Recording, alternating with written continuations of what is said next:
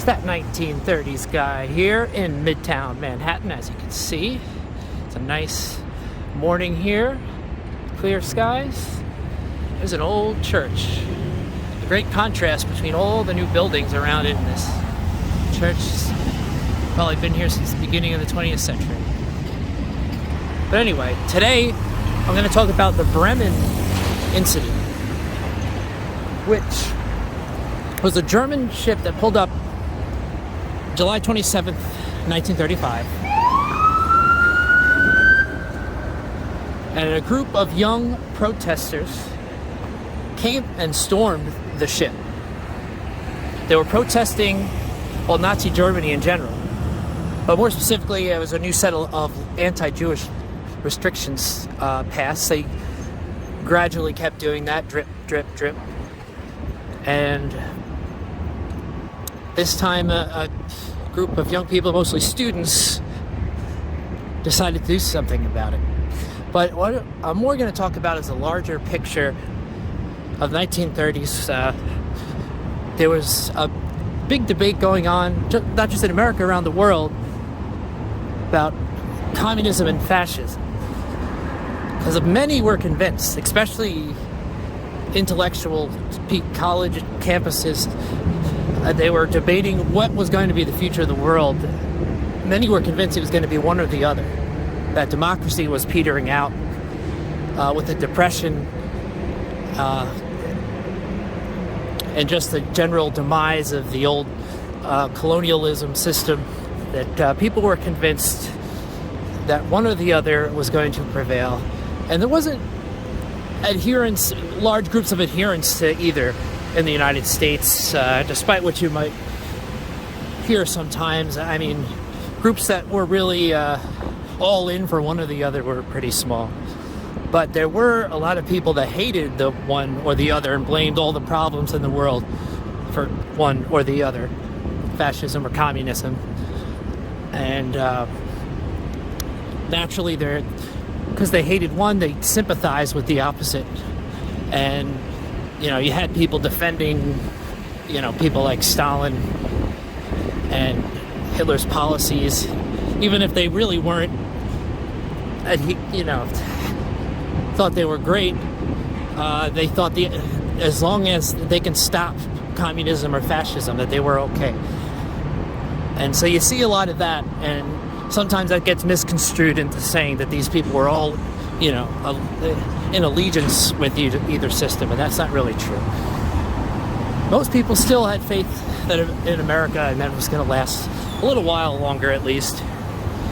But these new systems and the propaganda they released, like films, Soviet films were always released in the United States, showing glorifying communism, and people had a false image that things were better in those countries than they really were.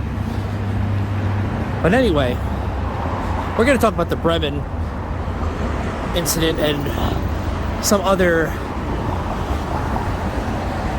just like it, briefly, and let's get going. Now we are here at the end of 42nd Street in the Hudson River at Pier 83 over there, Pier 81 over there, and where I'm standing used to be Pier 82, and that's where the Bremen was docked. That was its home or its city dock here when it never came to New York. And when it docked here, they had an auspicious Nazi flag on the ship, naturally, because it's 1935 and it's Germany. Nazis have been in power since 1933. I don't know if I mentioned that earlier. But the group of students started shouting anti-fascist chants and singing the Internationale, which was the communist song. And at one point, they had enough people, they felt confident enough that they could storm the ship. And they did. And there was some fights. Fists were flown. legs were kicked, but somebody got to the flag and they threw it into the water to cheers and boos. And this made the German crew very angry. Actually, somebody winded up jumping in the water and getting it, one of the crew members of the ship.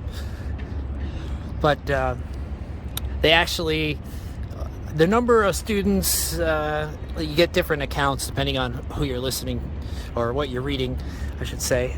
It probably was just a few hundred, but the police, they flipped out when they saw this going on. They called 1,000 police officers to come, and there was a big fight between the cops and the protesters. There was a lot of beatings going on. They got pretty roughed up because they were outnumbered pretty bad. And what they thought were the leaders, they brought to the 47th Street police station.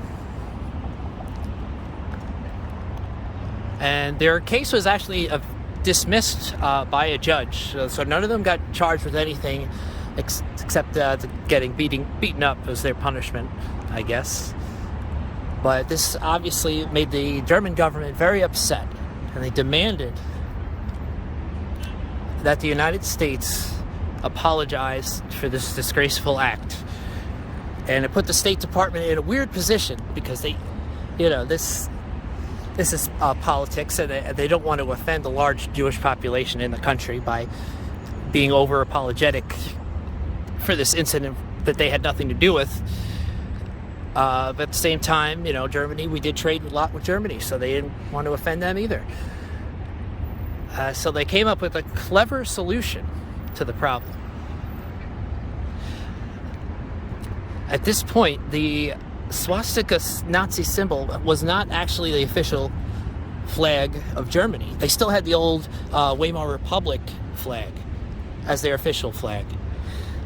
So they didn't apologize. They sent a letter saying they would have if that was their official flag, but since it's just a party symbol, Secretary Cordell Hull, he was the Secretary of State, so this is, it was just a party symbol that they don't feel that they have to apologize, although, they regret the lawlessness of the incident in general.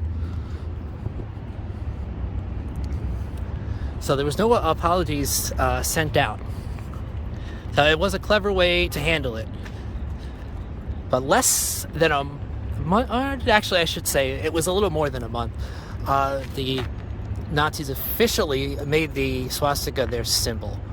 And it was largely because of this incident, because they couldn't really demand any more after that. It was a really good excuse not to apologize. And you see little things like that. Around this time too, there was the Olympics was coming up, and a lot of people wanted to protest it was in Berlin. A lot of people didn't want to go. It was a big debate. It went down to the wire, really. They debated it till the last minute when they had to make a decision, and the Olympic Committee in the United States very narrowly decided to go. We almost didn't go at all.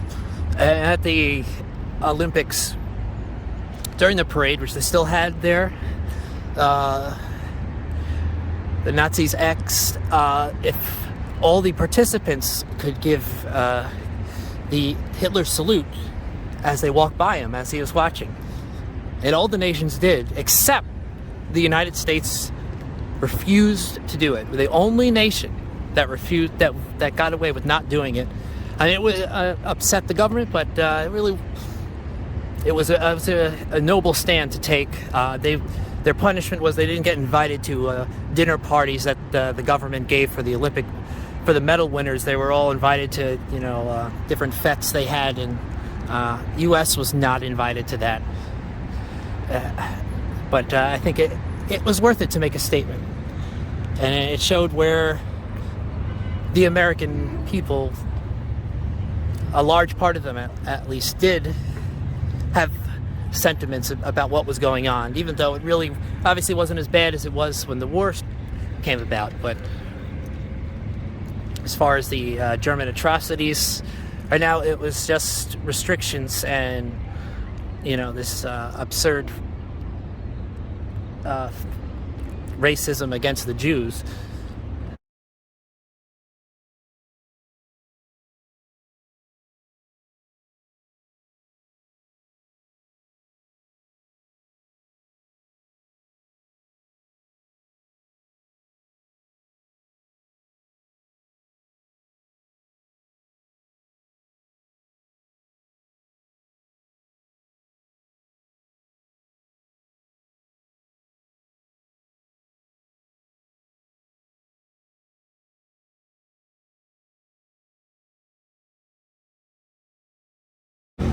I'm now at the USS Intrepid.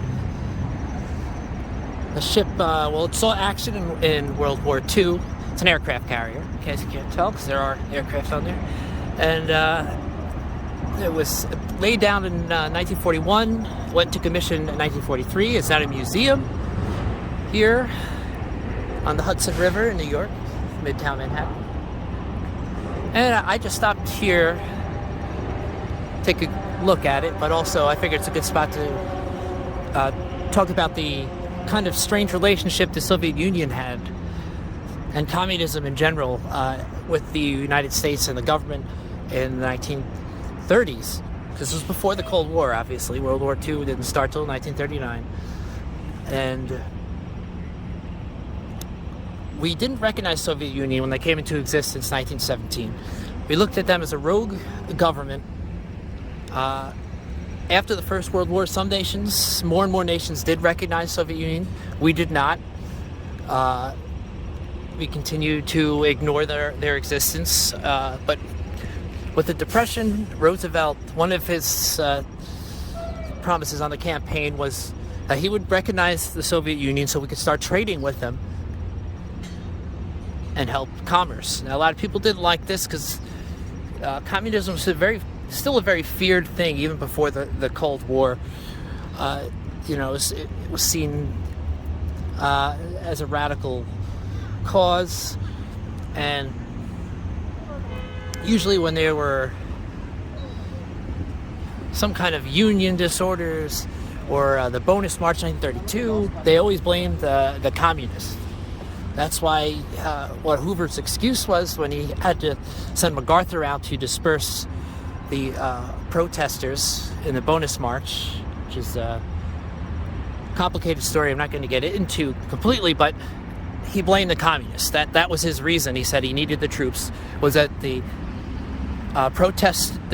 veteran protesters had been manipulated by the communists to cause trouble, and so they needed to be disrupted. And that was what a lot of pro-German people said about the protesters on the Bremen. They said they were just a bunch of communists. No one should sympathize with these people. But though the United States recognized the Soviet Union, there really wasn't much trade going on. There was a lot of problems. The Soviet Union would not take on the debt that Russia owed the United States, which was pretty substantial, which was a tough talking point. And also, this was the Third International. They had a group. The Soviet government sponsored a group whose purpose was to find ways to cause trouble in other countries and overthrow their governments. So we didn't like that group. We asked them to dismantle it. A lot of nations, that was a barrier. They didn't wind up doing that until 1943 during the war, because we were allies and they needed our help. So, but like I said earlier, a lot of people that they weren't necessarily for communism of the Soviet Union, but they saw that as a way to stop the rise of fascism and Mussolini and Hitler. And the opposite was also true. People who apologized for fascism said that weren't necessarily that they thought that was a good thing for the United States, but they thought that it was at least better than communism, and they were the only way that they could stop the Russians. Actually, the fascist leaders said it themselves. They trying to get the sympathy of other nations like the United States, saying that you got to support us, because otherwise who's going to stop the Russians? And so it's a tough situation, because we traded with both nations, so our government kind of had to walk a fine line. Also, like I said, there are a lot of propaganda on both sides coming into the country, especially in the press and magazines. They have articles of people who visited the country, and the accounts would be entirely unrealistic. Either if they were for the country, they would be overly rosy. If it was against it, it would be overly harsh. But people like William Randolph Hearst, for example, visited Nazi Germany and had nothing but good things to say about what he saw, because he hated Roosevelt, so he was a little bit more to the right. And there was another plenty of series of articles, I should say, about Russia, because Russia encouraged U.S. people to visit, and they make it sound like it's the perfect society. In reality, both countries are really struggling. I mean, you hear about the German economic growth supposedly in the 30s, but it really wasn't that good. It was just a lot of people working for the military and industries that supplied the military. And the Russia, they were trying to build up industry. They actually they got their economy going by getting rid of some of the communist features that were slowing it down, like having people keep more of their money and move up by hard work, and stuff that was directly against what communism said. But it worked to speed up their economy a bit. But there were still food shortages in both countries. Prices were very high. I know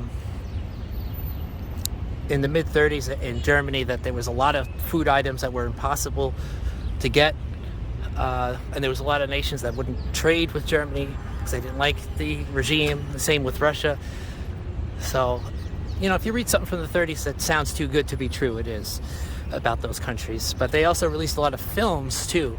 They have foreign movie theaters, and each country released, nominally they were they weren't supposed to be propaganda films, but any film made in either country pretty much had to be. So we were getting a false image here. So that, people who were sympathetic to either side, they weren't really getting the whole picture. They were getting what those countries wanted them to see. And that's always something to keep in mind. Now, when it comes to films made in the United States, they were very timid about doing anything controversial, so you didn't see much. Usually, it's kind of funny, communism and Nazism, if they showed it at all, it was in a comedic sense. There was a lot of comedies that would have a zany character who was a communist or a red. That was the common way they would say it. And there was one movie where there was a guy named Max, and he was supposed to be the crazy red character, and he's always constantly talking about the Soviet Union and communism, how great communism is. And he was arguing with an old man about the merits of capitalism, and the old man said, well, at least in our society people are living longer. And his response was, yes, but that only prolongs the workers' suffering. And that was an example of the jokes that they would say. It's hard to imagine such characters during the Cold War. People probably wouldn't have thought that was very funny in 1950, but it was in the 30s, because people probably knew maybe somebody that was like that. You don't really see fascism too much. That really wasn't hardly ever mentioned, except in a negative light. There was one movie I remember with a German character whose name was Adolf Knockler, and he was trying to get into a new enterprise as a strong man, and he claimed that he could be run over by a truck and still be okay. And so the guy doesn't believe him, and he kind of, when he's not looking, he gives him a sucker punch just to test him out, and the guy falls to the floor in pain. So that was, taking a shot at Hitler. But and there was another film, actually. They had a image of Stalin waving to crowds, and it was about a press guy who visits Russia, and they actually superimposed the guy standing next to Stalin, smiling and waving. And I remember when I saw that, I said they could never show that in the 50s. But yeah, you really didn't see much. The movies, they were very timid, especially in the mid-30s. They didn't want to offend anybody, especially when the Catholic groups started protesting to enforce the code. They were very cautious, that's the word, about what they would put out. And they did not want to offend.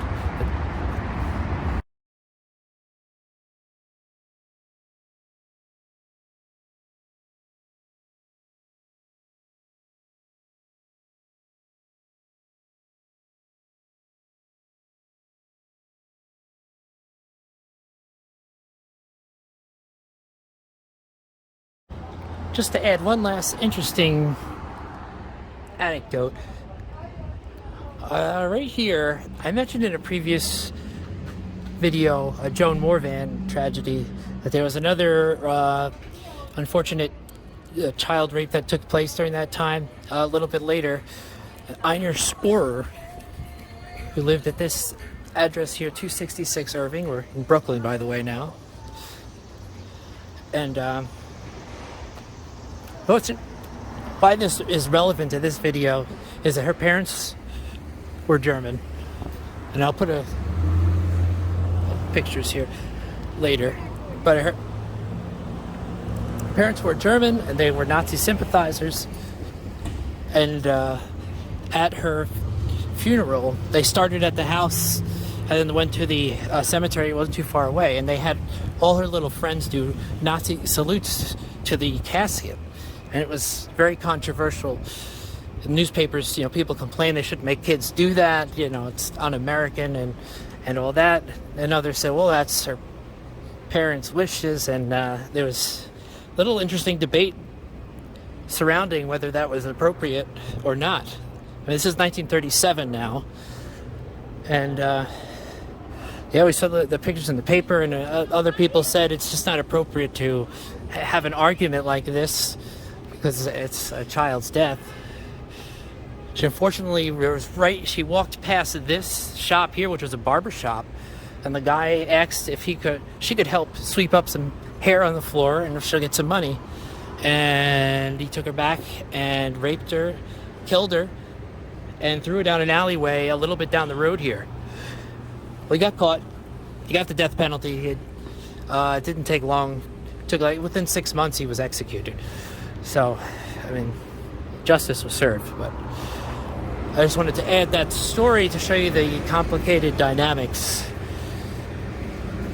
of what was going on ideologically in the 1930s.